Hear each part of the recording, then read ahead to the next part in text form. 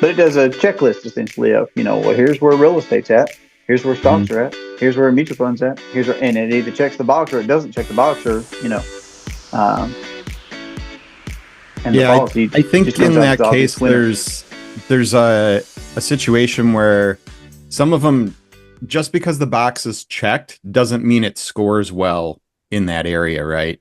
So I think that's where I kind of thought about it more as a scorecard of, yeah, you can, can you technically have liquidity in this asset? Well, yeah, but how easy is that liquidity? That was the first thing I looked at on my sheet. But like, there's tax benefits to real estate, right? But at what level and how do those work? So I think that's where my mind kind of goes to, technically speaking, someone's going to try to break it apart of, well, yeah, you can do that with this thing, but can you? And I think that's the difference maker is, yeah, you can, but it's actually quite difficult to achieve those things within a given asset category, depending upon how you want to look at it. And when we talk about product for, like, when I'm thinking about whole life, it's the level of simplicity and ease at which all of these things is accomplished. That's what's so much different about this asset class than so many others. A lot of them are really, yeah, you can technically check a box, but at what level of complexity, at what level of challenge? That's what I saw and kind of how I was thinking about a list. Because this isn't an exercise that's new to me. It's something I've kind of done before, inspired by Carlos too, with his, the perfect investment and some of those different topics that have been covered before. But I guess that's the way I like to think about it in my own mind. Okay, I don't know if you realize it or not, Rob, but you're recording content, sir. You're starting a discussion, and I need to get an intro in, doggone it. He was just wrapping up that bow pretty nicely. Okay, all right, on to the next subject, borrowing. I mean, he just needs to go on repeat when we get done with this discussion with him. I know, I'm going to have to copy and paste and clip, and you're making my editing hard on me. But let's go. Hello, and welcome to the Durham Talents channel. My name is Jesse Durham. We're back for part 2 on a conversation where a prospective client asked the question, can I just do infinite banking with an IRA? So I'm back with Tricia, Rob, and Joe. I hope that you enjoy it like I did. Beautiful guys. Last time, well, how are you again this morning? Not like we weren't just talking a second ago, but how are you? Doing great. Tricia, let me start. That's what I'm talking about. Ladies first, how are you, Tricia? I'm doing fantastic. Thank you. Beautiful. Well, I'll go ahead and say something that maybe it's already going to be in part 1. I don't know. It'll depend on the editing, right? But you said that, some folks could feel like in the first part of our conversation that we maybe tiptoed around product, right? So there's a natural tendency, I feel like, for people to start comparing things too soon, right? Before they evaluate the problem with enough scrutiny, right, Joe? Yep, you're nodding your head. With enough scrutiny. Absolutely. Yes, sir.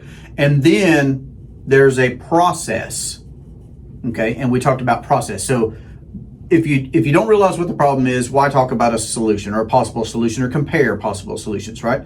And then once you recognize the problem, well, there must be a process that is occurring with which you will use products, okay? So just to give a clear outline on hopefully where we're at in today's conversation, we've talked about the problem of everything being financed. Credit or cash, that's normally how it's done, conventionally speaking, okay? And then there's the actual tactical process of that, the banking function, right? And it's either going to be commercialized conventionally, or it's going to be privatized using infinite banking, the infinite banking concept as described by R. Nelson Nash in his book, Becoming Your Own Banker. Okay, which then does lead us to this product conversation. So let's jump in on it, right? And Nelson talks about in the book, obviously, a guy who'd done real estate, a guy who'd been in business, a guy who'd made investments, right? He went through his own trajectory to land at figuring out that a properly designed whole life insurance policy from a mutual company that pays dividends is the ideal asset for privatizing the process to address the problem of banking. How am I doing so far? No. Oh, okay. Joe already has his hand up. I don't know if that means I should have let him talk before now, or he just wanted to be first in line. But is that a fair recap?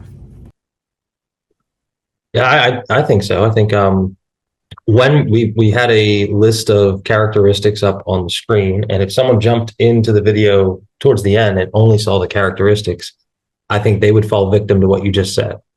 They're trying to compare too early. They don't understand the problem, which informs the process.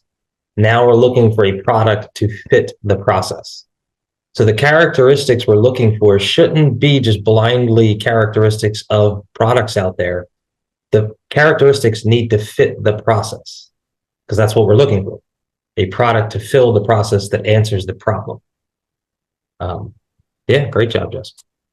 Beautiful. So we're aware then from the book what Nelson arrived at. Everybody on here has arrived at that conclusion. We all personally implement infinite banking, and we all help people professionally all across the country to do the exact same thing. So obviously we arrived at recognizing whole life insurance, mutual companies, dividends, properly structured, all this for that ideal product. All right. So let's then talk through these characteristics. And if y'all like, I can recap what I did have written down just from listening to our conversation last time. Is that good? Can I get a thumbs up on that or a nod? That sounds good. Start a list out here. Okay. And maybe real quick, I can pitch it to you, Rob, because you introduced this idea of a scorecard. So maybe why don't you just give us a mental lens to look at these characteristics with, like you were talking about a moment ago, please. Yeah. So there's lots of ways, and I think the way I'll start this is really from my own personal perspective, in that I arrived at this solution because I started doing all these other things, right? I did a lot of the conventional stuff out in the marketplace, looking to try and really check a lot of these boxes that we've kind of identified as part of this process. And one of the things that I found is there's a lot of people out there that like to be naysayers because they don't fully understand the problem, like we're talking about, right? So they're like, well, this product does that product does this. And what they tend to look at is, in some way, shape, or form, the product, a given product could have some of these attributes, or maybe even approach having most of them. The problem that I've identified is that just because an asset or some product meets some of these categories does not mean that it meets it at a very high level, or at a level that's easy to implement and do for the average person. And I think that's what we've identified, or the way that I've identified it, is you almost have to have a grade within the category of, sure, does it check the box? Yes. But is it an A? Is it a B? Is it an F? Like there is a difference between what the capability is within that asset or within that product of achieving that desired function. So that's the way I tended to look at it of, I can have liquidity in my real estate, but at what level? It might be, it's really difficult to actually access. And at the level of control that I have within it, I have to go to a bank to access it. There's all these stipulations on how I have to pay for it. And so that's, the first example that kind of came to mind is one of these opportunity areas to sort of check off. Sure, you can check it, but is it easy? Is that simple for the average person? When I think liquidity, it's, can I get to something within a couple of days? And if that's the case, well, real estate's kind of off the list unless I already had a home equity line of credit open or something like that. And again, I also now get a lot of rules imposed upon me if I've decided to access that. And that's just, one simple area within some of the categories that we've been talking about. Thanks for letting me write a bit of notes here. You've inspired me. So let's do what I'm hearing from you, Rob, then, is this concept of a scorecard. All right. So at what degree, if this product, whatever it happens to be, does check the box, to what degree does it check the box? So if I can make some big macro levels, I would do this right away as we're coming in on this product conversation. And I'm going to use Nelson's example of the big problem of misclassification. All right? Because lots of times when people are saying put money in something, or they're saying I'm putting money in something, they will use the word saving. I'm saving money in my 401k. I'm saving money in, my college government qualified plan for the child. I'm saving money in mutual funds. All right. So let's not misclassify. There are investments and there are assets. To me, there's a distinction between those two. Now, an investment may be an asset, but not necessarily. And then I would say that there are assets that are not necessarily investments. So to me, I see two big categories when it comes to products. Let me pause right there. Do y'all have any feedback on that type of a filter? And then I want to give you another one.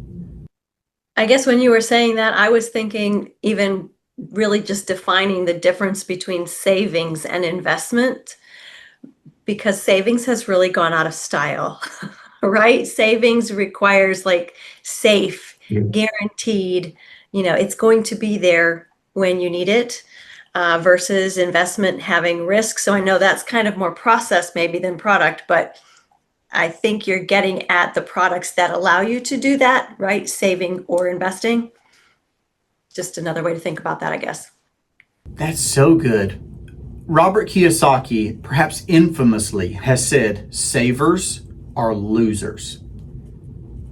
Have y'all heard this? Savers are losers. Now, I feel two things simultaneously that I believe are true at the same time. He's right.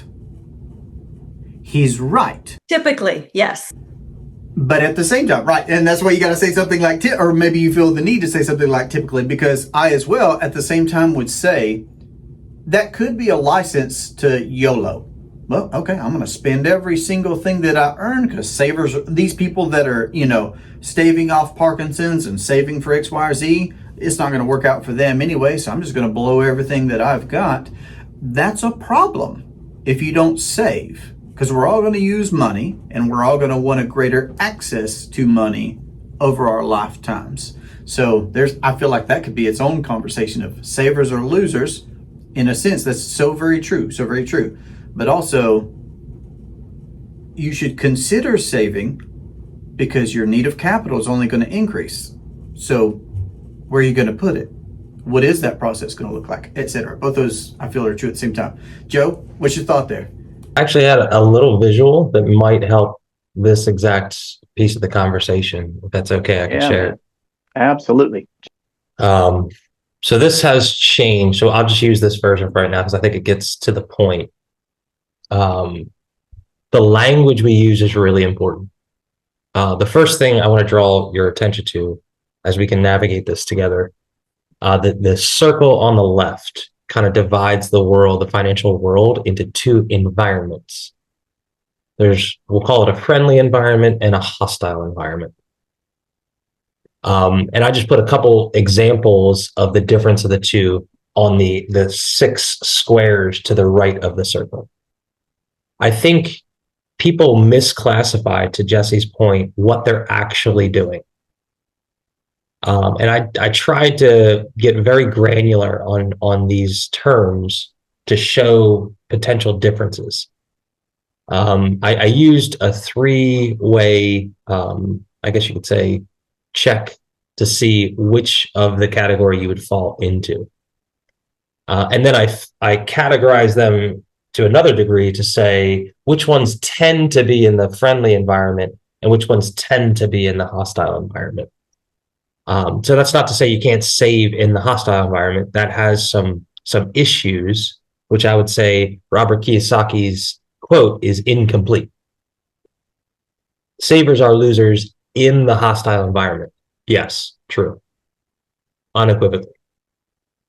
In the hostile environment, which we can talk more about, but to me, that means you're subject to taxation. You're subject to inflation. You're subject to opportunity costs. You're subject to loss of custody and control of your capital. If you're saving in that environment, yeah, you're not going to make very much headway. But just to kind of go through this, what people, for example, we just said investing. What people call investing, they're actually speculating. If we use this 3 metric system, and the system is like, what's the potential for gain, what's the potential for loss, and what's the control looking like? So if we say speculating, you can gain, you could lose, but you have no control. That kind of defines people that buy stocks and bonds and ETFs and mutual funds. You're taking your hard-earned capital and you're giving it to some professional and hoping that they do something to make that money increase. But you have zero control. Even if you go out and buy one of Apple's shares, for you to call Apple and try and say, I really like the size of that phone. Can we change that? Because you're technically an owner. You're just a very, very minority owner that they're not going to pick up the phone for. You have zero influence, no control. Now let's flip that. What would investing look like? I said up here in the left-hand corner here, privately held business or your rental properties. You can say, hey, I'm going to change the color of the house to yellow. Or I'm going to change the logo. I'm going to change the name of the company. You have control. So there's a difference in that we have to be aware of. Most people are speculating. Most people have not gotten to the point where they're actually investing, where they have control and can drive revenues and have a seat at the table to make meaningful decisions with the future of the company. And I think, personally, I said gambling is different than speculating, although people will say the stock market is a casino. If we use the potential for loss versus the guaranteed loss, that's the difference. If you go to a slot machine and you put a quarter in, you're losing the quarter every time. You could win back a sum that includes the value of the quarter plus, but you always lose the quarter, right? Games of chance, sports betting, you always lose whatever you put down. It's always gone. It's a guaranteed loss every time you do that activity. Now, if you put money, into the quote unquote markets, which I hate that terminology, because there's no market. It's a marketplace. You're going to buy and sell things at a marketplace. It's more of a location. But if you buy mutual funds, the next day, the chances of it going to zero are it's not guaranteed. Could it happen? Sure. There's a potential for loss. But you didn't lose the money when you bought a share of some ETF or some company. So the distinction there is a guaranteed loss compared to, the value will fluctuate. There's a potential for loss. And then the last one, just rotating through this, hedging. I put here, probably people resonate with term life insurance as a hedge, where it's still a guaranteed loss. You're going to pay something. It's just a pure cost. It's gone. You have no potential for gain. Life insurance isn't about gain. It's indemnity. So you're making the equation whole. And there's no control. So using this kind of framework, we could say, okay, well, you can clearly see there's an environment where there's zero sum. If I'm winning, you're losing. We're on opposite sides of the table. And there's an environment where it's synergistic. We're on the same side of the table. It's mutuality. There's an environment where they tell you risk means unexpected, return. Or there's an environment where it means what we all think it means, chance of loss. There's also an environment where they say you have to take on more risk to get more reward, asymmetric risk versus asymmetric reward, which most people realize here. If you owned a business owners aren't betting the whole business or betting the farm every single decision. They're thinking through the decision and saying, I'm going to use this much of my capital to try this one thing and hope that it pays off big. It's a thoughtful, methodical decision-making process, which can't make sense down here in the speculating world because there's no control. So I think defining which environment we're in changes what these terms mean. And we have to be careful we're using the right language. Okay, let me back out of that and give Rob the floor here. Yeah, I think you hit it spot on, Joe, that the terms matter. And all too often in our society, people just use words randomly all the time. Half the time they don't know what they mean. And I think we're all guilty of that in some way, shape, or form. So I don't want it to come off as though we're, speaking from platitudes or something. But the reality is saving and investing, they are two completely different terms, and they should not be used together unless you're, in rare circumstances. But the reality is investing, like you just went through, Joe, means you're putting something at risk. There is risk involved. Saving, there is no risk. And that I like to keep it in the most simple terms for people, in that true saving means you're mitigating and removing risk. True investing means, yes, there is some risk involved. But when I go into the investing side, I like to challenge people there and say, how many of the variables do you control in your investment? If you control most of the variables and you understand what those levers are that go up and down, you are probably actually investing. If you do not control most of those variables, such as I buy a stock in the market, I'm technically gambling, or like Joe was saying before, like speculating more than I actually am investing, because I have hardly any control over what actually happens. So those are the types of things that I think people really need to be thinking more about in their own financial situations of, am I really investing, or am I really speculating and hoping that things happen, even though I don't control all these different variables that are at play here? One other thing I'll say about that is good investing also has a risk mitigation strategy, meaning that I have a way to get out and protect what I've put in, or minimize my downside risk. And most people do not do that whatsoever. Yeah, I mean, when I've mentioned the term before of people just casually speaking, even before I got into this concept, I paid for a service that used a trail that allowed me to see what my trailing stop loss was on every position I had.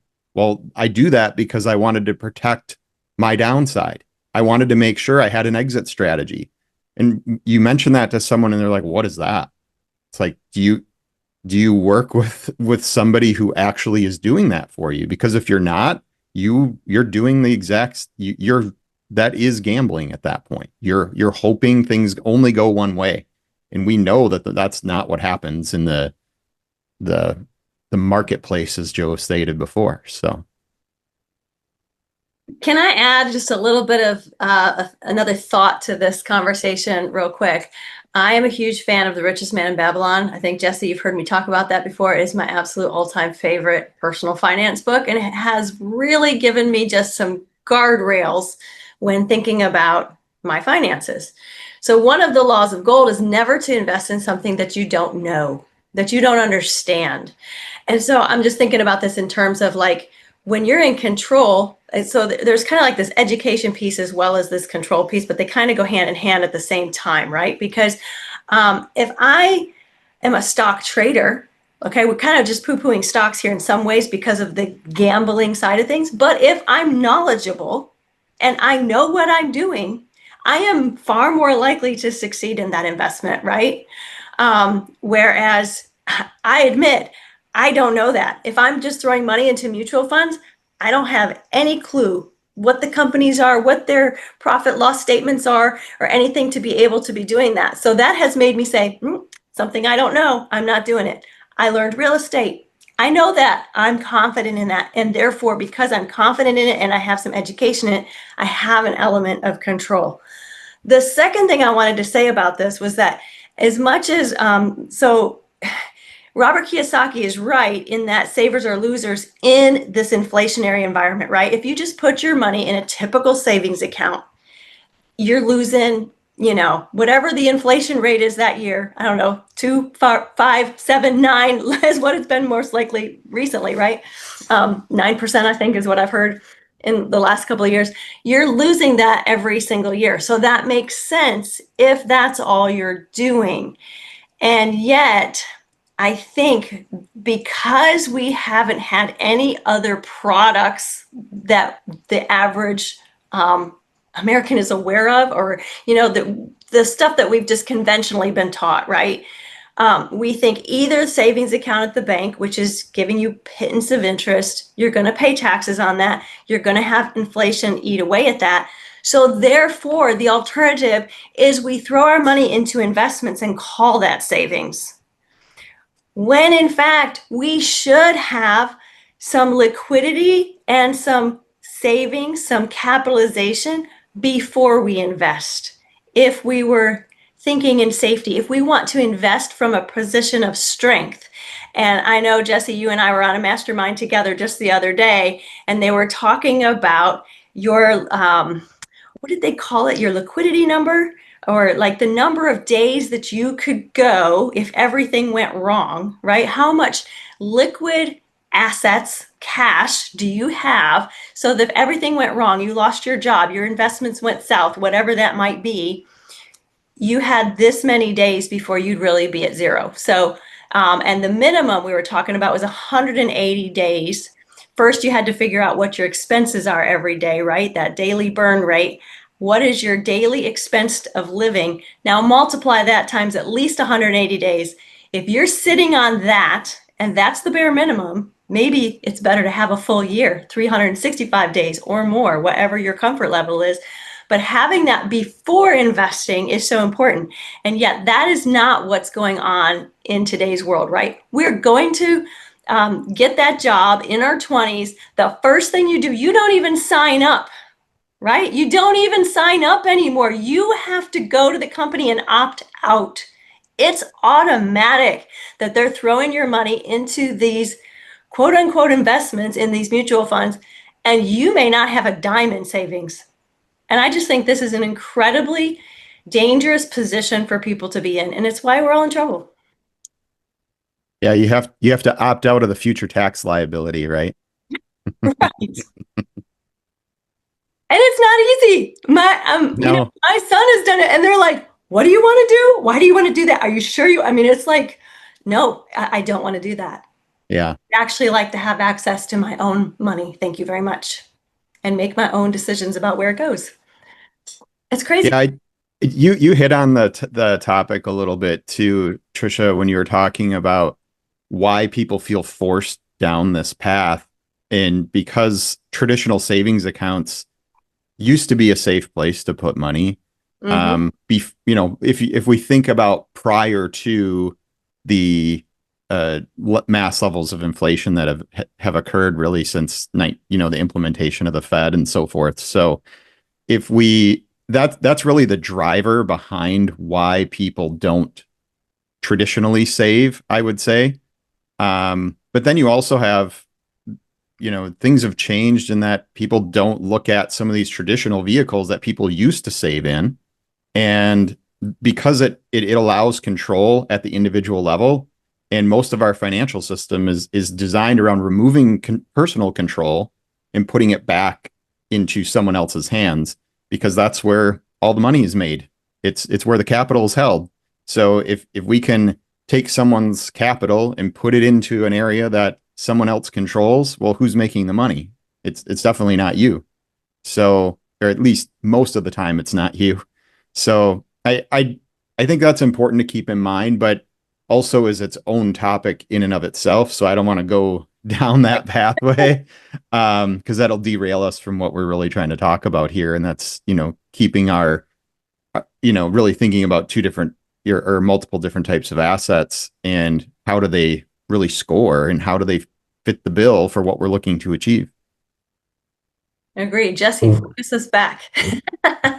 Which I just wanted to dovetail off of Rob there. It's how does the product fit the banking function? That's what we're looking for. Mm-hmm. It's not just, like we said, blind characteristics of each investment type.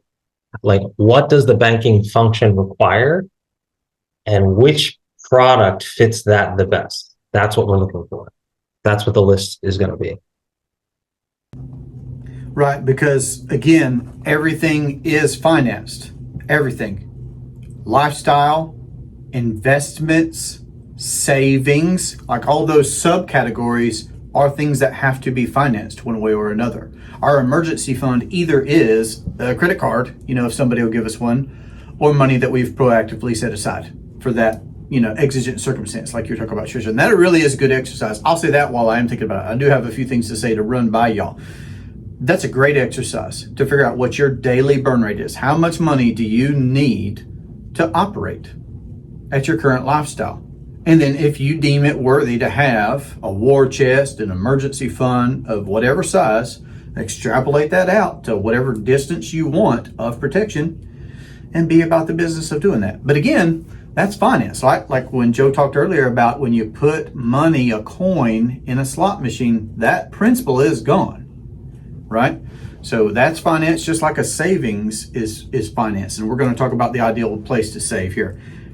All right, big disclaimer. Don't sue me. Don't sue me. Don't sue me. This is not investment advice. All right, let me just throw that out there and get that in the video, right? Don't sue us. This is an investment We're advice. just having a friendly conversation. Exactly. All right, so can I ask y'all a question then? Let's make this kind of real for people. And again, participate however you want, if you want, etc. And I'll throw some things out there. What kinds of products, and again, I'm keeping it that broad. What kinds of products have we owned before, just to be relatable to people to understand? Like I would say I've had a 401k. Me too. I bought stocks. Mm-hmm. I've done real estate, both privately owned real estate as a person and business. And y'all jump in here. I'm just trying to lead the way and be transparent and give some materials for us here. What else? Government pensions, because I was a teacher in North Carolina and a law enforcement officer in North Carolina. Roth IRA. Navy retirement here. Same kind of deal. A little more. Precious metals. Sadly, we lost all of our precious metals, though, in a boating accident, as they say, right? So. Yep. It's tragic. So good. Anything else or anything? Currencies. Currencies. To include up to and including crypto, right? So Sure. Crypto, euros, francs, pounds, obviously dollars. No, I'm not going to get super specific, I guess. Anyway, all right, so that's a broad spectrum. And I think that lots of people are going to be saying, yeah, I've done that, yeah, I've done that, yeah, I've done that, yeah, I've done that. You could even throw in, just because we're going to get real particular into insurance here, I've had work insurance and I've had private insurance before specifically owning properly designed policies. So I'll also throw that in there since we're going in the insurance direction as the ideal product. Okay, so if the process of banking is taking place, and it is, everything's financed. The problem is that somebody else controls it and profits from it.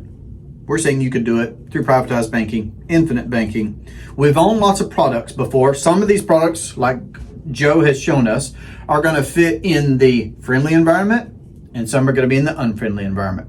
Like Rob was saying, some of these are going to have risk, and some of these are not going to have risk. Okay, so just using those filters, using those lenses, let's get to this list here.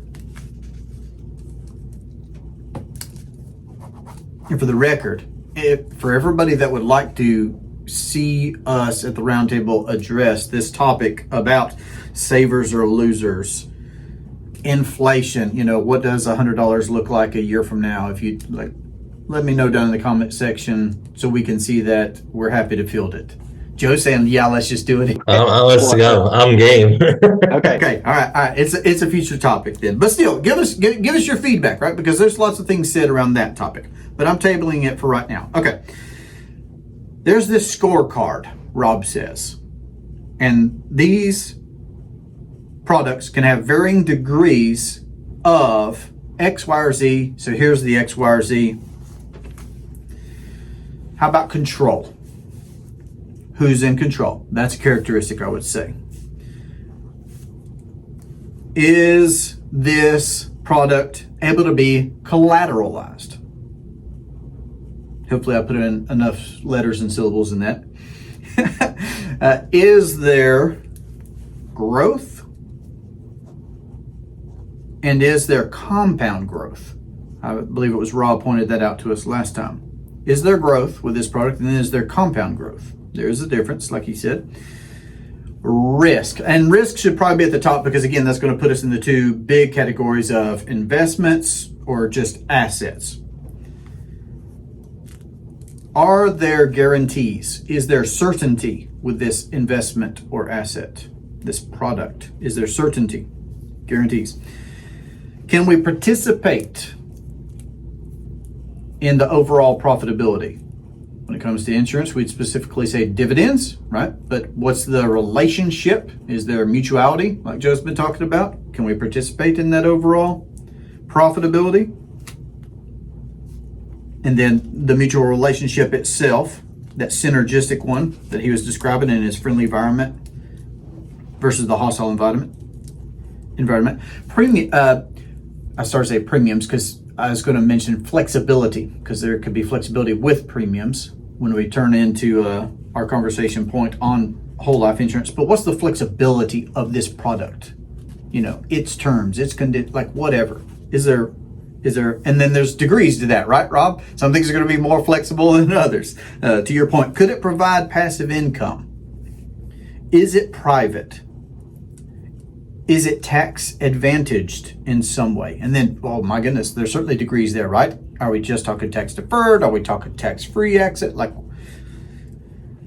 is it a hedge against inflation? Joe, I love that, you know, your visual introduced that particular point of products that they could be good, right? Like you mentioned term insurance, for example. I would say having term insurance is better than not having insurance at all. I would say that. But you also need to recognize that, okay, but it is just a hedge. The coin's getting lost. It never does come back to us, right? So, but a hedge against inflation. And Tricia, you were talking about that just a second ago. It's a big deal, right? I would say inflation is closely behind taxes when it comes to big problems out there. Are there protections against litigation? Does it provide a legacy aspect? Joe, you've talked a lot about that. Just because I may enjoy some particular project, do well with it, don't do well with it, but does it actually transfer well from generation to generation? Can it build on itself? That's such a good point.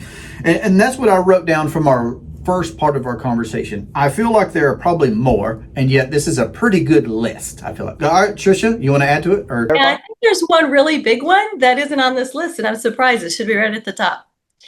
Is it easily accessible or liquid? I don't think at least I wrote down everything you said, but I don't think that was on there. I think that was tied into collateralization. So you could almost.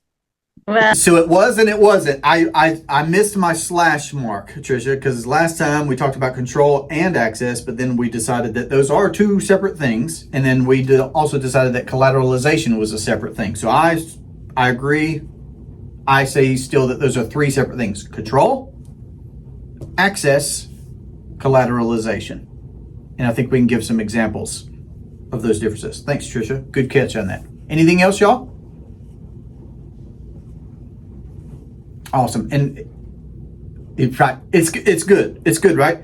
So when it comes to investments versus assets, y'all tell me if y'all are good with this, could we maybe just put a slash through everything that's I started to say, could we just put a slash through everything that's in the investment category? Because number one, I think we would all encourage people to do what they're comfortable doing. Just like you said earlier, Tricia, people make money in stocks.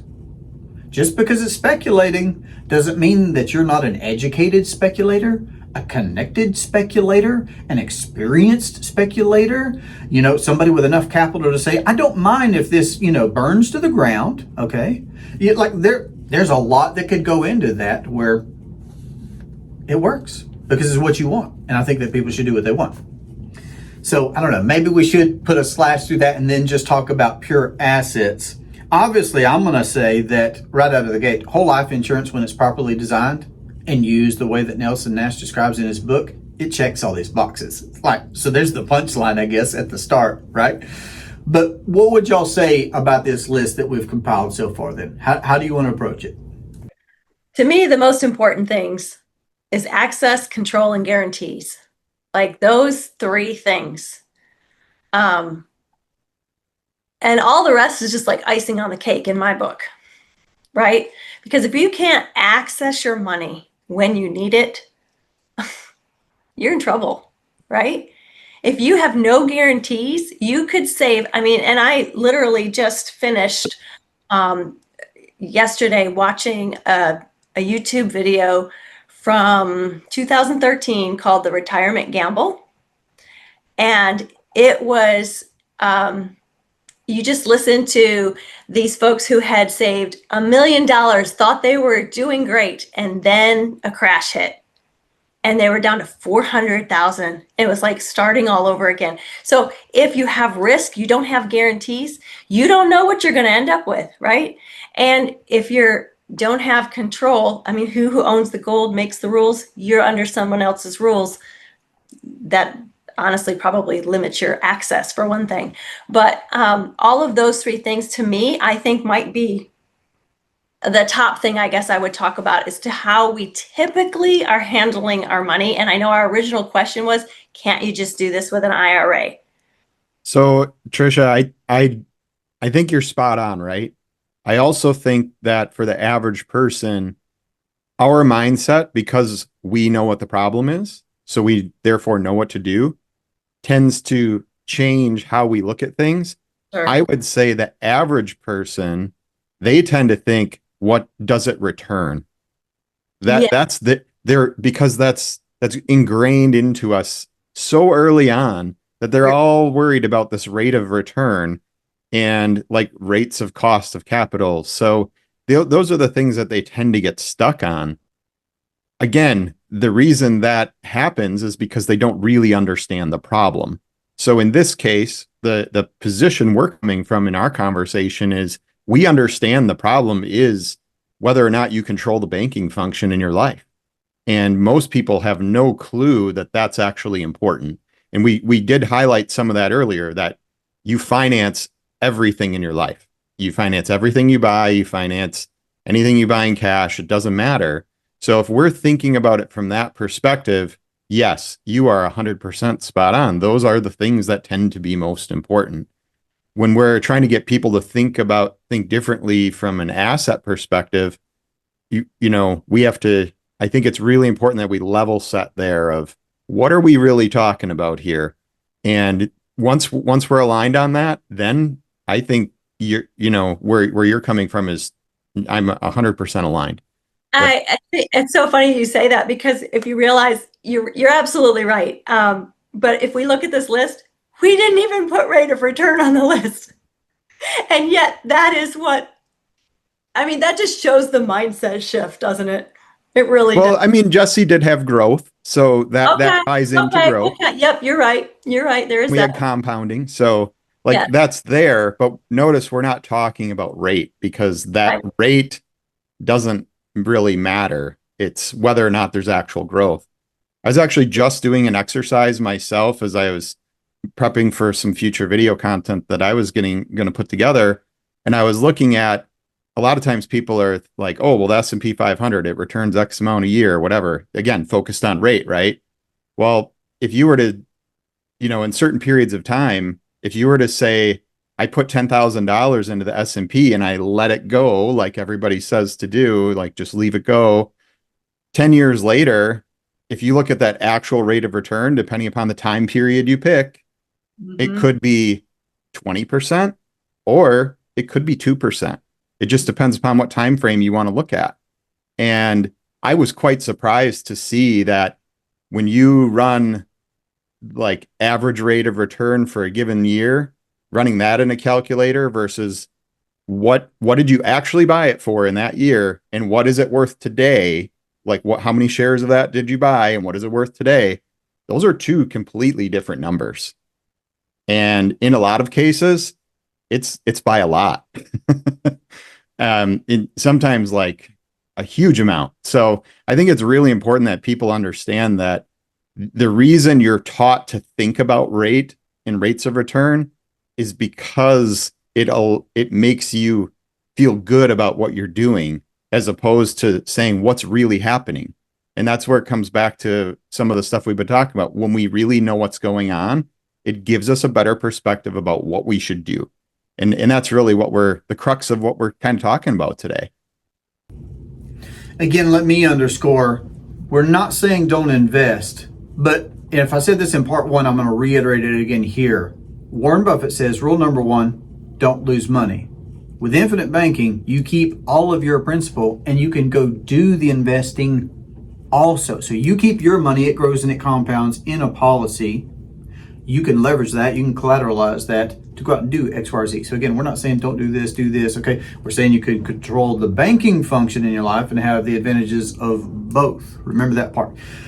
Now also, Rob, Tricia, because by the time this goes out, for sure, I mean, everything's live, because you inspired me to do this now, Rob. Where can people find you to hear this other content? And then I'll come to you, Tricia, please. Yeah, I have a YouTube channel where I put that out. Some of my content is on I'm a part of a team, so it's at Perfect Spiral Capital. You can check there. Then I also have my own channel. It's just Rob Brayton Rob Brayton PSC on YouTube. So there's an option there as well. Love it. And as always, y'all's information is going to be in the show notes. But while I'm thinking about it, and then Tricia, a name, a link, where can people find you? Well, by the time this is aired, it should be banklessbydesign.com. Right now it's buildsmartmoney.com, but that will be changing to banklessbydesign.com. Either one will get you to me. I love it. I love it. Awesome. Cool. Thanks for letting me shout y'all out. Go find them. Not me though. Don't. You'll have to wait for Joe to release his book, okay? Like we all are. All right, his courses, okay? No, I'm your biggest fan, man. You're a wealth of knowledge. Put it out there however you want to, and I'm happy to give you the shout out. All right. Thanks for letting me shout y'all out.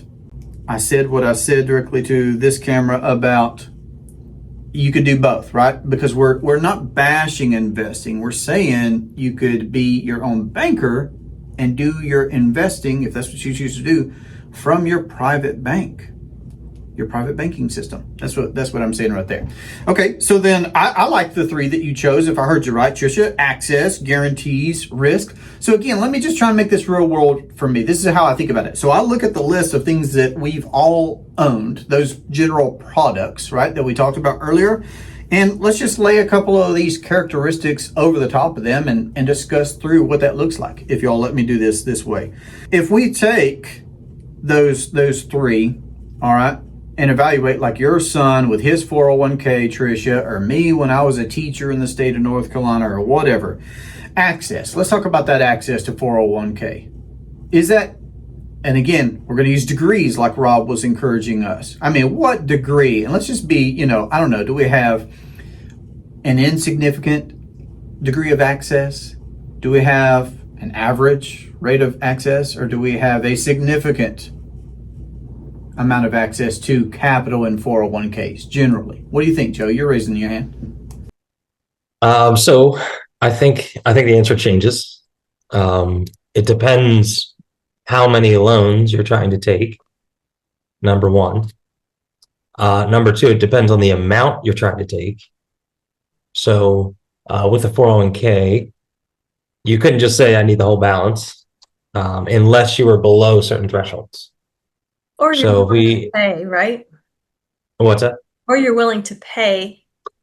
So it depends on the actual plan, especially if you're still employed there. Yeah, that's true. If you're still employed there are very strict withdrawal criteria you'd have to meet.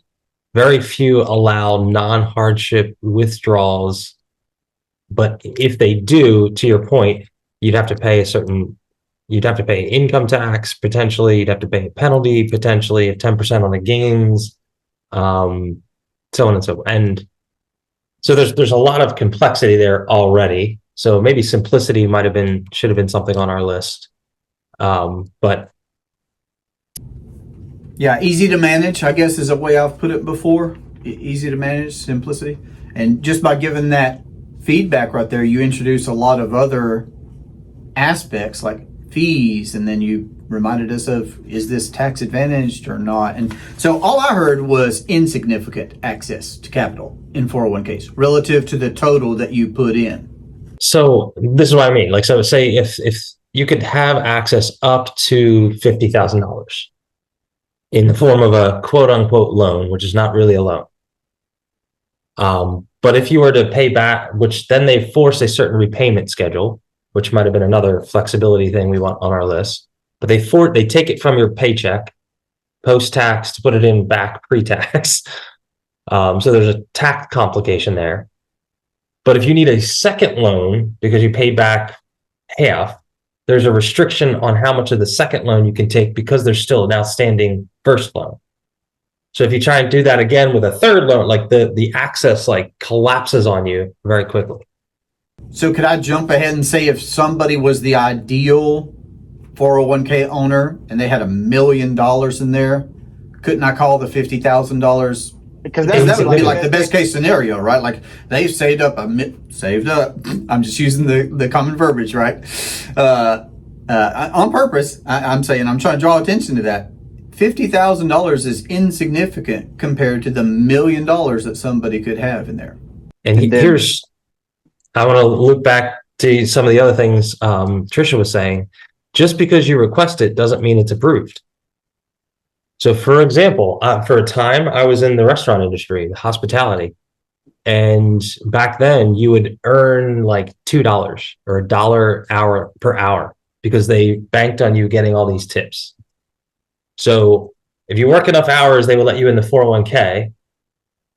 If you participate in the 401k, then you need access to it. Even if you only had $100,000 and you need 50, they would say, well, wait a minute, you don't make enough in your salary, so we can't give you a loan. Even though it's in the plan document, it says I could do it on the website. There's somebody that has to approve the loan. So I have to beg and plead them to get that, like, so there's massive amounts of complexity. It's very easy to say, yeah, you can get money anytime you want out of that. It's like, no, no. If you don't mind, I've got a real world example. As a real estate agent, I've got a first-time home buyer. They need to borrow some money out of their 401k to make this work for them. They're like, oh yeah, we can do it, right? Because it's within the rules and the guidelines that they can do all of this. We get to closing, we can't access the money. It's taking weeks. Like they have to get approval from a third party. They're not in control. We don't know exactly when it's going to come. We almost lost the real estate deal because the sellers were getting mighty tired of waiting to close. So Tricia, take that one step further. Did anybody in the 401k space deduct the loss of opportunity that you lost because of the delays and et cetera, et cetera? Right. So if this was an investment property that may have returned some return because you're obsessed with return, well, now you got to deduct because you lost that opportunity permanently. You got to deduct that against the 401k because the 401k caused you to lose the deal. Right. I mean, and this is people that they're following the rules. They're doing everything that they're supposed to do. And it was just so frustrating because I literally at that point, I looked at my clients and said, do you remember I told you how little control you have? Do you feel that now? And they were like, oh yeah, they had no idea that that's what they were going to be facing. I think crux points. Sorry, Rob, you go. Yeah, I was just going to say, what's really interesting about all of this conversation is we kind of missed one of those elephants in the room of if I can get access to that money, it now is no longer earning me anything. Mm-hmm. So now I have lost opportunity cost on the investment side of it as well. So there's that a lot of times people don't think about. I'm pulling capital out of its earning capacity, and I'm missing out on what it could be doing. So here's another little, like, if you have some advisor and they have you in this well-designed portfolio of, I don't know, 5 different mutual funds in your 401k, you don't get to pick what they liquidate. They go and slice it right down the middle and say, I'm going to take a little of this, and this. There's your loan. They pulled it out of the market, effectively converted it to a bond secured by your salary. So if you are in the S&P 500 and it blew up for 5 years, 100% return every year, you lost that because now it was a loan that you're paying back at 5% or 7%, or because it was taken out of the account and given to you. That's why I said it's not really a loan. It's not collateralized. They can't collateralize retirement accounts. And don't forget, there was a fee on every one of those that you pulled out. Yep. And there was a fee to buy into the bond. Yep. And the distribution, just to get you the money, there's a fee to send you the check or the wire. Oh, God, don't look at all this over here. Yeah. You want to look at something, look at your well, I don't know, think of that now. So what are the check marks on the 401k? I know this is a fun part of the car. What are the check marks of a 401k? That it's conventional and lots of people are told to do it, so they do? I mean, it's familiar. That's the positive. It's familiar. And that might be something on here that would be a negative for life insurance because it's not. And if you don't know anything else to do, like you just don't know how, it's what's convenient. It's default. Yeah. Mm-hmm. Like I think Tricia was saying, Tricia was saying, you sign the I'm employed, I agree to work here, and they throw you in the 401k plan before you have a chance to say, no, I want control of that. Hold on. It used to be that way. You used to have to opt in. Now you have to opt out. It's crazy to me. Because it's good for you. You will eat. You will nothing and be happy. Yep. I was going to say for the folks listening, or I don't know, if you do have a 401k, to make sure we're not full of it, you can ask your HR or go on your portal and look up the 404A as in alpha 5. It's the employee fee disclosure. In there, they are required by law to tell you every fee that hits your account. So you'll see the participant fee, the administration fee, the record keeping fee.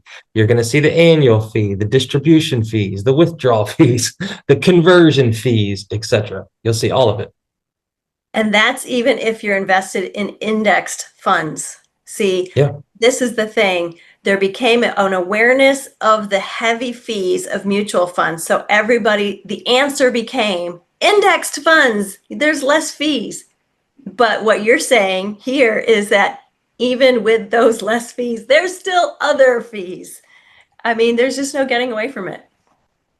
So if you want to think about what a 401k is, it's like a folder that has the quote unquote speculative investments inside of it.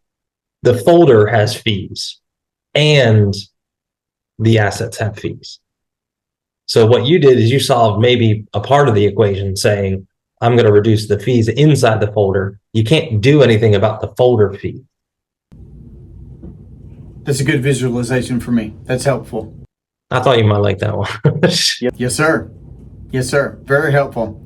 Yeah, that point about is there growth? Is there compound growth? And then could that be uninterrupted? Those are 3 levels I would describe, instead of going the ROR route like people want to do and typically do. I would say, well, let's couple those 3 aspects together. Is there growth? Yes or no?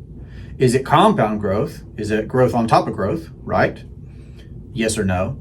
And then, well, can I also have that without it being interrupted, even if I want to access capital? And just, again, can you do that with a 401k? Can you do that with real estate? Can you do that with stocks? Can you do that with... And then all the other elements still apply. Is there risk? Is the big one, right? Is there risk? Are there taxes? Does it mitigate against inflation in the future? And again, whole life insurance checks those boxes. Tax-free access to capital. You can collateralize while still earning uninterrupted compound growth on your capital that is guaranteed to be protected, can't go down, must go up, right? And you just keep adding layer upon layer, the privacy, the ease of use, because people do want something easy to use. And that's where whole life insurance as a product shines, because level premiums, guarantees. I can just pay premiums monthly, auto, and I'm building my capital in these private contracts. It's that easy, right? So I get that the 401k is easy because it's already on the employment paperwork, right? So you got to be aware enough to decide, I want to privately own this particular product of whole life insurance, and I do want it designed the right way, right? Because I'm working with somebody like Rob or Tricia or Joe or whatever, and I'm going to be the one in the driver's seat. But at the end of the day, it is simple to own and to use whole life insurance. It checks the boxes. Shall we pick another item instead of a 401k? Is there anything else we wanted to say, let's say on a 401k? Let's talk about real estate. And I love real estate. Awesome. Should we still talk about your 3 top ones and then just see where it goes? What kind of access to capital do we have with real estate? What kind of guarantees are there in real estate? And then what kind of risk is there in real estate? Access, guarantees, risk. And then we can talk about any other aspects. Clearly, we have to talk about growth too. Because I will say that to me is the biggest, the best part about real estate, right? Is that if you buy stock, right, and you buy $1,000 worth of stock, you're leveraging $1,000, and whatever the 10% growth on that is, right, is what you get. But the real benefit of real estate is that you can put, $10,000 down. These days you can't really do it with $10,000, but let's say you did, just for easy numbers, right? On a $100,000 property, you're actually getting growth on the $100,000 worth of value of the property, assuming the market is good, right? Assuming real estate increases. But I think that is one of the biggest benefits and one of the reasons why people invest in real estate. I'm not going to lie, real estate has done me very, very well, right? But when you start looking at the other things, like, okay, now my real estate has grown over the last several years. We've had a huge boom in real estate, right? Prices have gone up. It's a hedge against inflation, because as inflation has risen, so has the value of the property. But can I now access that growth on that property, that equity that's sitting inside there? Well, I can. But again, here's that thing about Rob's scorecard. It's not so easy, right? I have to go to the bank. I have to get all my paperwork together. I have to check all of their boxes, be approved. If my credit score is, hurting personally or whatever it might be. I have a real estate client of mine who recently told me he has got to get himself in a better position with his FICO score. So he's trying to get his credit cards down under that 30%, ratio, so that he can get a better credit score, because he has 24 properties, I think, $500,000 or more worth of equity that is sitting in a couple of his properties, and he can't access it because his credit score wasn't good enough, right? So you can have all of this and still have a problem with liquidity and challenges there. So this is where, I love having the ability to have a place like Whole Life to have cash value sitting there for that liquidity. But again, with the real estate, tremendous opportunity for growth if you know what you're doing, right? But access, control, all of those things can be a little bit more challenging. Let's put it that way. Thank you for that real life example. I feel like I'm from a small town, right? 2 stoplights, small town. Blue collared folks is who I grew up with. I think that for the common man, if you hear about somebody who's got 24 doors or 12, that's something. That's somebody out there working and hustling and experienced and knowledgeable. And, But then to hear they're jumping somebody else's hoops when you look behind the curtain. Yep. And They're playing to somebody else's tune. Into infinite banking. He gets it. And he's like, I'm going to get myself into a much stronger position so that I can be the bank and have the control. And a lot of that was just because he was hustling so hard, right? He was leveraging so much that it actually hurt him with the bank until he actually had to sell off a property, I believe, in order to gain back that liquidity in order to be able to move forward. But that's the direction, right? That's what people are told to do, is get a property, leverage it, And Nelson gives us his story of, well, real estate has its ups and downs, right? He got in a hard spot.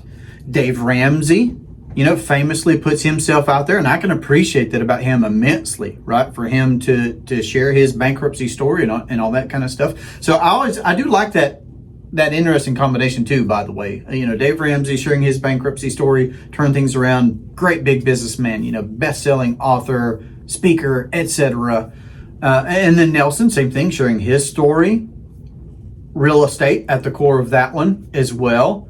Didn't declare bankruptcy because, again, he found a way, right, to get out of that pickle and do it with privatizing his banking, etc. So just really neat all right, so real estate, great topic. Joe, what are your thoughts and your feedback here on this one? Yeah, I think a couple things come to mind. So the first, you said, the first thing that came to mind was the stock and option stocks. You're able to buy using margin, so you're able to get leverage with stocks.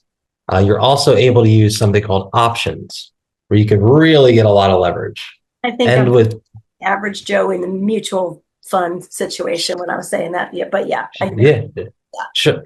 The one benefit there might be the initial capital requirements are lower.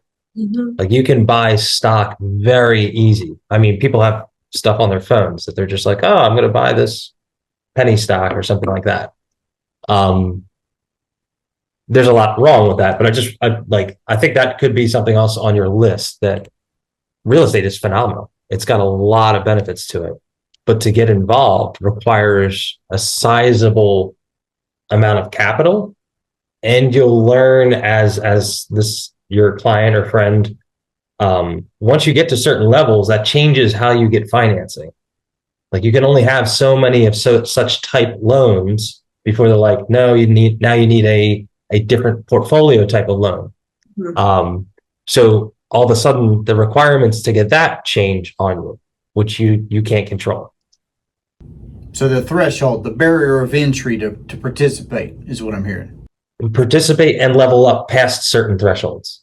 Like once you get to 10 mortgages, the 11th, they're going to say you can't have this mortgage anymore. You got to convert all the other ones to something else so you can do another one over here. I think your friend ran into an issue where the collateralization, like where we're going to talk about whole life, there's no limit on the collateralization. Right. Whereas this, because there's third parties involved that are on opposite ends of the table, they're all checking a box saying, is this good for our shareholders, our portfolio? The minute they get a little squirrely, all of a sudden you can't have access anymore. Money dries up. Yep. The money dries up.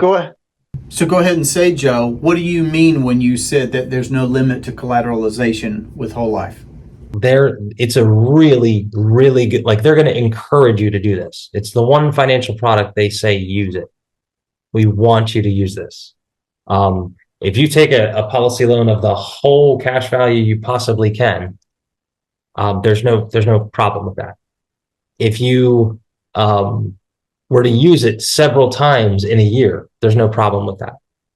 It actually helps the profitability of the insurance company when you repay the loans. So we talked about, I'm not sure if it was recorded or not, or maybe before the show or last show, Rob was saying very few people add up all the costs when they're talking about like the returns. And Nelson says that's the cost of capital, or it's the cost of acquisition might be a better way to say.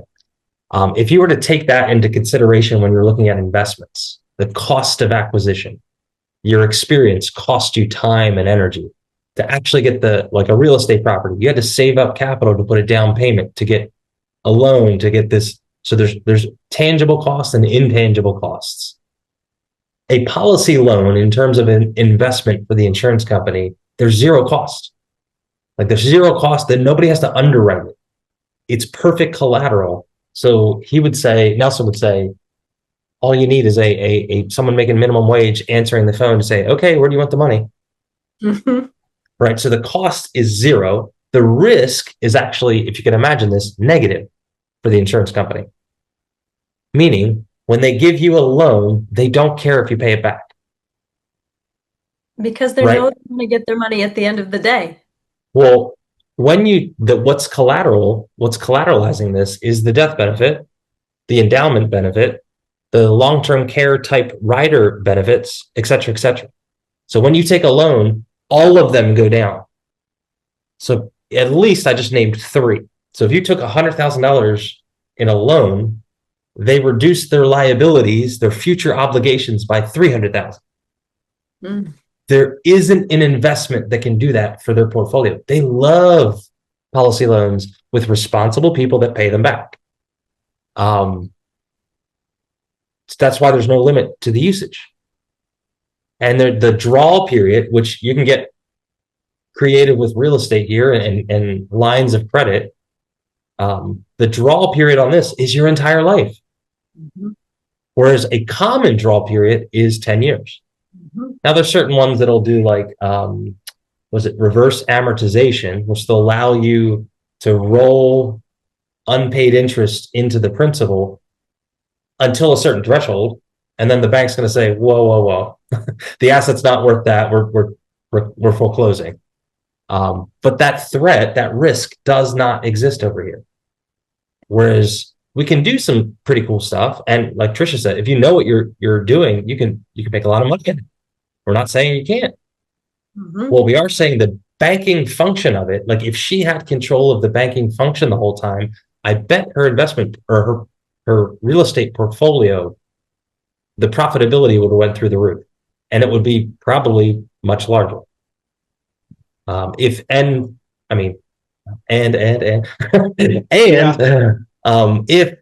these are investment properties where they're rentals, which is pretty common.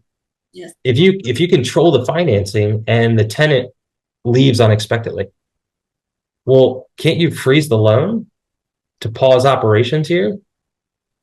You can't really do that, at least not too many times with a bank, especially when you have 12 mortgages. They're going to say, wait a minute, something's wrong with Tricia's empire here.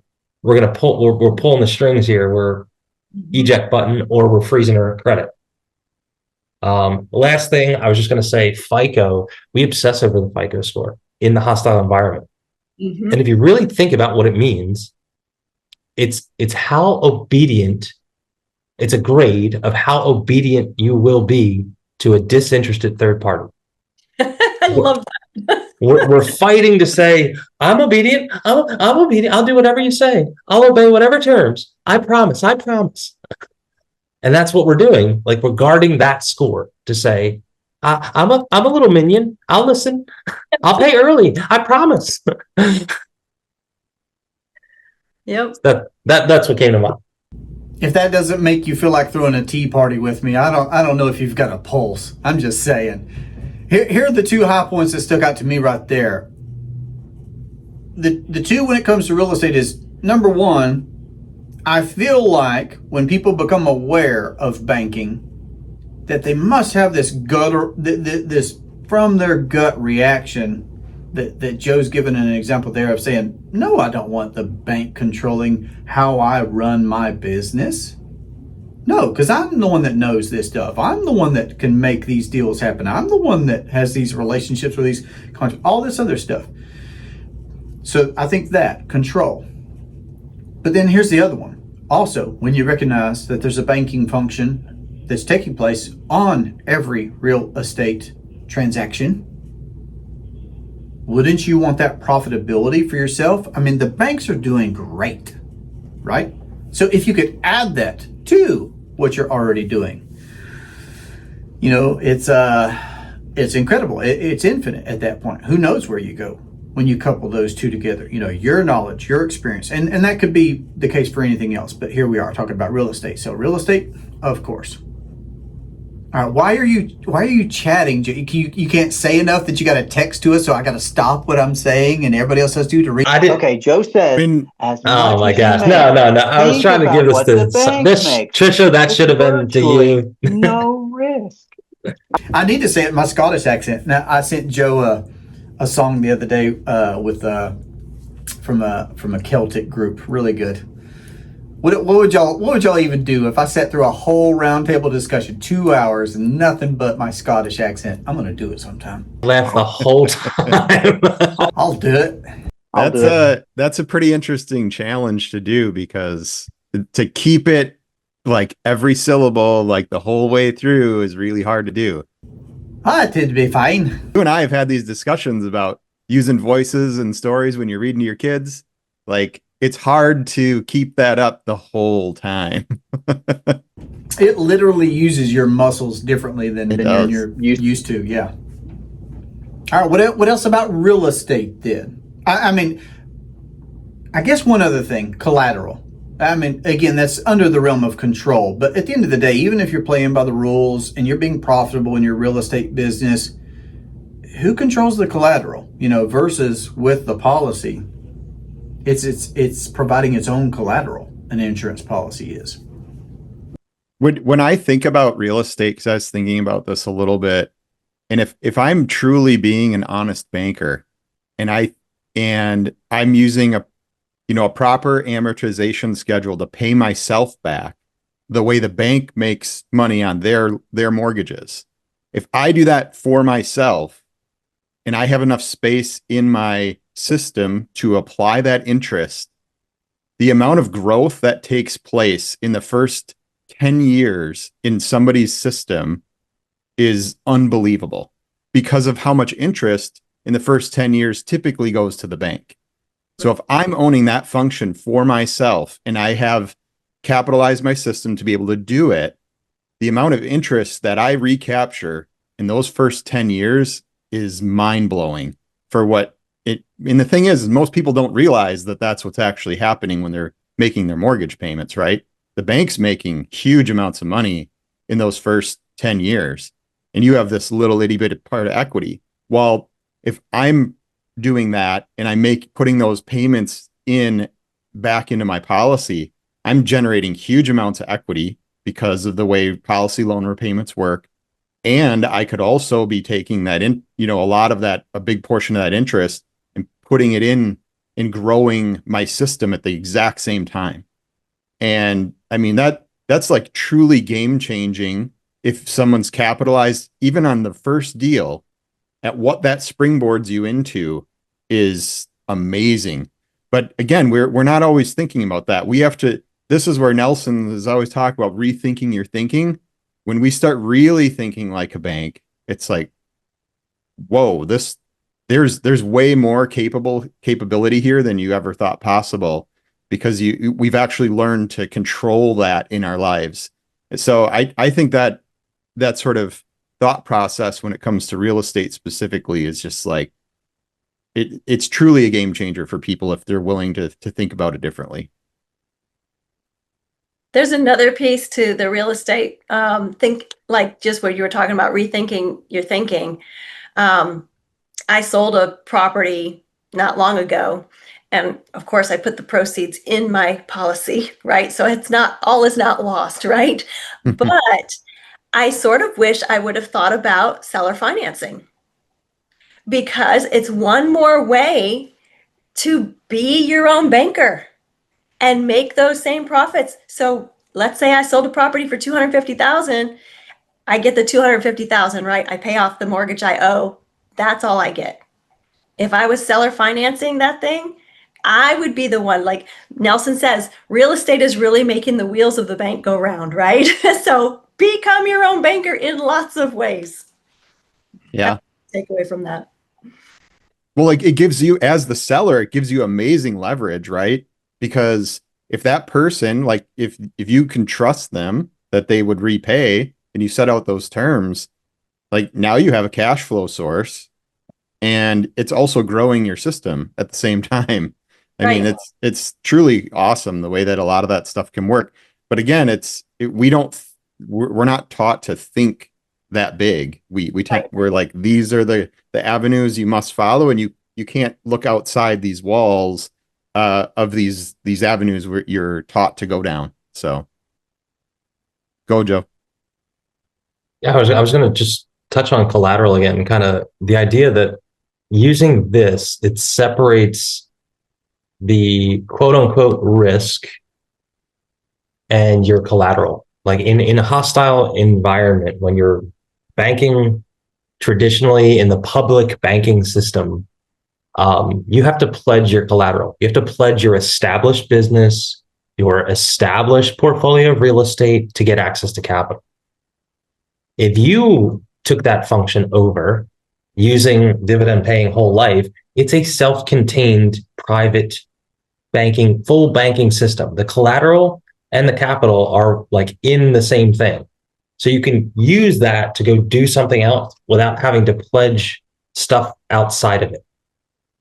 So your established business or portfolio of rental properties is never at risk if you're using this as the financing mechanism. Yeah, and in most cases, they're fully owned, depending upon how it's structured, right? There's lots of ways to do things, lots of variables, but when you do that, you own it completely, outside of having to pay rent to the government on your taxes, right? But that's a different conversation. I'm gonna put my final take out there. Here's my final take. Here's what I see. Everything's financed. When you recognize that you can do that for yourself and have all the advantages that we have spoken about, control, privacy, access, tax advantages, etc. There is a list. There's more than a dozen things that we've said. It behooves you in every way to answer the question, can I do this with an IRA? I think when most people ask a question like that, Tricia, they're doing a comparison instead of actually seeing financing and that it could be private. So I think that's a problem. I think that's the problem. They're not seeing that someone controls and profits over the banking function in their life. But here's also the answer. Get in this becoming your own banker book, people, because Nelson says you can bank with anything. You can, once you are aware that banking's a problem, and if you decide you want to privatize it, could you privatize it with a CD? Could you privatize it with stocks? Could you privatize it with precious metals? Yes. But once you realize that that's the problem and that it's a process and you're going to pick a product, I believe and am certain that the properly structured whole life policy from a mutual company that pays dividends, that has all these advantages, all these characteristics, it's the ideal product. It's one that checks all the box to the biggest degree that it could be checked of any product that I'm aware of that we're eligible to own. That's where I'm at. So the answer, I think, to that person is yes, but they're probably not aware of the problem. That's where I'm at. Joe. I'm gonna challenge that. I don't think that's true. I think there's too many restrictions, like using an IRA, using anything. I think he's trying to suggest that the banking function has always existed. You're always storing up things, deploying them, and replenishing them. You're always banking. That's in relationships. You're banking anyway. You're always banking. It's always existed. To say that you can use an IRA, which has really, really strict rules, it does not have a collateralization feature. It does not allow you to take money out and put it back in at will. It does not allow most of the things we would need for the banking function. Well, if I take it at a high level, again, if a food bank is a place where you can put food and take it from, even if it's only one time that you put it in, and even if it's only one time, I'm just trying to say from a real high level, that's where I'm saying if food goes in once and food comes out once, it was a bank in a sense. So of course it has all the limitations that you're saying. I'm with you, buddy. Sure. Yeah, then I guess in my perspective, from my point of view, it's spending is perpetual. It's your whole life. If you can't do this your whole life, then I would say you can't bank. Mm-hmm. Well, I again, would let say me jump in on. I I'm think cutting you on could do it more easily out of a coffee can than you could with yes, okay, how about that? 1,000%, No 1,000,000%. Yeah. No question. Yeah, but that's still an evaluation of which one is superior, I would say. And here's what I'm ultimately trying to say. I'm not telling people what to do. If someone loves an IRA, I'm just trying to make them aware of the problem, the process, and still the product of a policy, because they can still do an IRA. They can still fund an IRA from a policy, yes? Here's the problem. I think you forgot one of the legs, and we all tend to do this. You have to be able to put it back. The banking cycle puts the loan back. You repay, otherwise you're stealing from the system. But that's you taking Nelson's principle of being an honest banker, right? Again, if I put food in a place, I love that's your standard. I love that's your come from.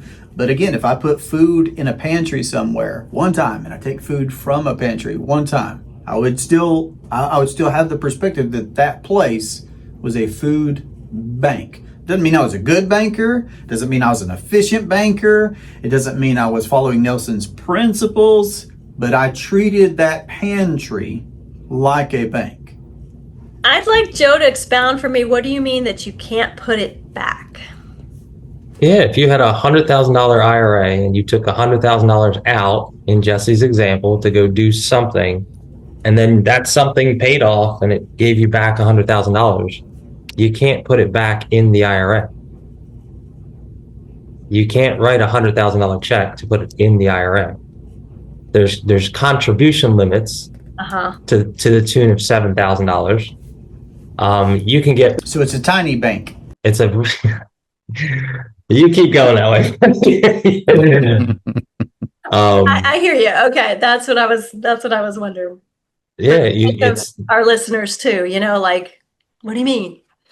Yeah, you can't put back the money you took out. You can put new money in at about 7,000. It changes each year.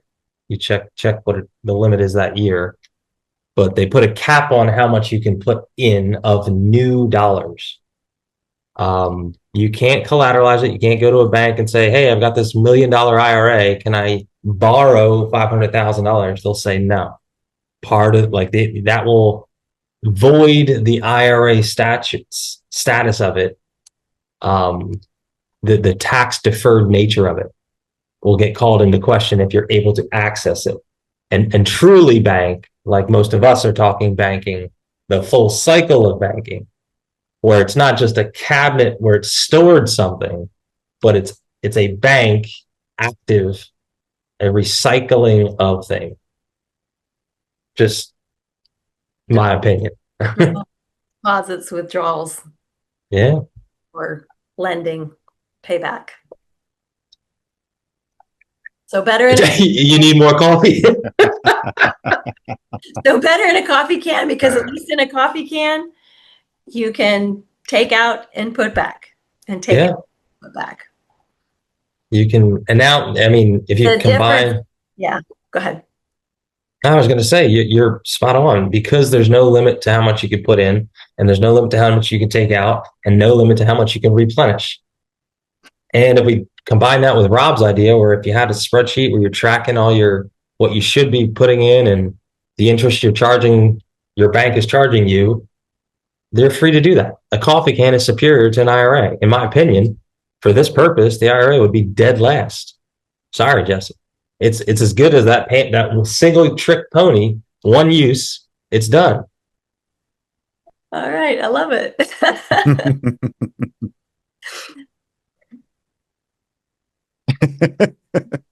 One trick pony, and it's now a dead horse. Okay. It's dead horse. That's morbid, but sure. Y'all heard me. I was trying to put a bow on that conversation, still thinking, still holding the hopes that we could get to a second topic. And then Joe turned it into a debate. I was definitely not trying to argue the superiority of an IRA, and it got lively right there. I love it. This has been fun. What else y'all got? I'm gonna let y'all wrap it up. I already gave it my go. I can edit this how I want when this is all said and done, but let's hear what you got. I can't wait for that. I imagine you're going to cut me off at every step of the way. No, not a chance. But I will give y'all, yeah. I was going to say my final last thoughts. piece for me, I would say if you go back to the beginning of this and we start with, if you really have to understand the problem, that will inform the process. You'll get real clear on what the process of banking is. You may be confused like Jesse is about what banking is, but eventually you'll get there. If you stay in the material, you'll learn what banking is. And that will inform you on which product, which would not be an IRA in this case, which product would best be suited to fulfill the process to fix the problem. Don't start with the product and try and compare and try and arbitrarily pick the best product, whatever that means. We got to have purpose to it. Follow the right order and you'll get to the right answer. Mm-hmm. Yeah, one thing I'll kind of one thing I was gonna say that I think would be good here is, whether this is for listeners or not doesn't really matter, I guess, but I think we all have felt these different challenges and problems that people face, right? We've been there. We have done a lot of these products ourselves, and we've come to this conclusion that we have because we've learned to understand what the problem is that we all face in all of our lives. Now, what I think, like Joe was saying about the problem, like it is real, it is there. Once you become aware of it, you have a choice, and that is, do I choose to fully understand this problem to its fullest extent so I can fully inform myself of what to do?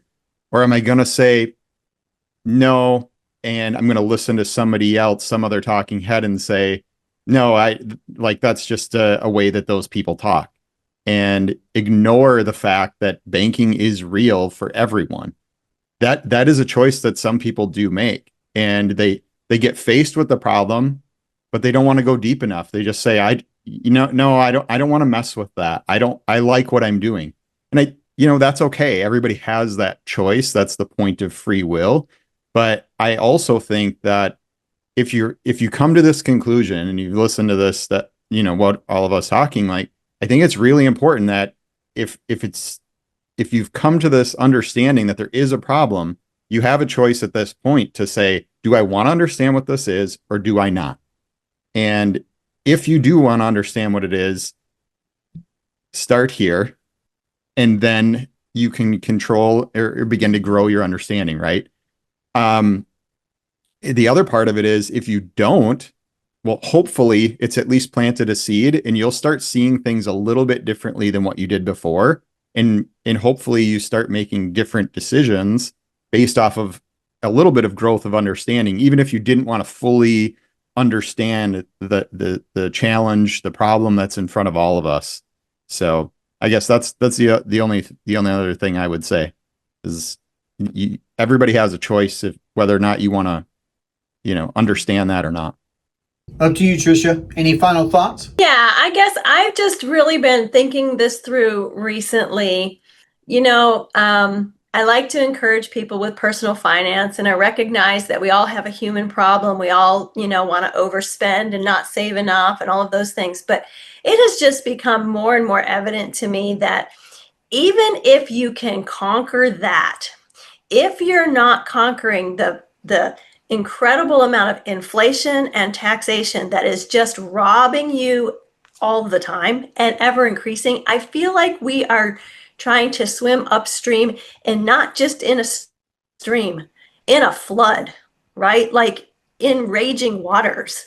And so to me, because this product, is a hedge against inflation, has tax-free access, tax-free growth and transfer, and is able to do that uninterrupted compounding such that we can actually kind of level the playing field, then if you can conquer your own human problems, you're just in so much better position. So I'm watching my own kids, my grown kids, right, trying to do what we did in our generation. And both parents are having to work. It's a struggle just to, that's not even an option anymore. That's what's so sad to me. And I'm just seeing it. It's just growing, like I said, like a flood, growing worse every generation. And so what we're doing right now, traditionally, I want to say traditionally, I want to say typically today, because it's actually not traditional, right? It's not more than 40, 50 years old. But what we're doing today is not succeeding. It's not. It just isn't solving the problem. And so I just, just to kind of piggyback on what Rob was just saying, it is worth your time and effort to investigate this. Don't dismiss it without at least giving it some investigation before it's dismissed. Because this is, this is going back to old school. This is going back to a product that has survived past all of our depressions and wars and pandemics and has still come out on top. So to me, this isn't something new or scammy. This is going back to something solid. And that's what we need, is some solid ground. I'll just leave it at that. I love it. I was enraptured in that. That's fantastic. Fantastic final words. For everybody that's tuning in, this has been an absolute pleasure to host this type of in-depth conversation about the problem, the process that you can address it with, and the ideal product to be able to use. So for sure, Tricia, Rob, even Joe's contact information will be below in the show notes to connect with them. Let us know what your biggest remaining question or takeaway was from this conversation. You can find me at durhamtalents.com. My encouragement would be that you live and leave a lasting legacy. Next time, I would like to add one more product to our list of the 401ks and the precious metals and everything, and it's going to be snowboards.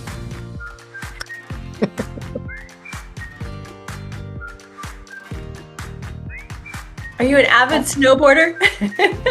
Oh, me? No. But I think Joe likes snowboards. He's referencing one of the first interviews where I wrongfully shared a personal experience and my personal human nature, where I traded my very first whole life contract. I cashed it in to buy a snowboard. Oh no! So you may now refer to him as It's been all Snowboard Joe. down from there. All downhill. I see what you did there. Downhill? Ha! Oh my goodness, y'all. Okay, so it looks like we've got 6 minutes to cover borrowing.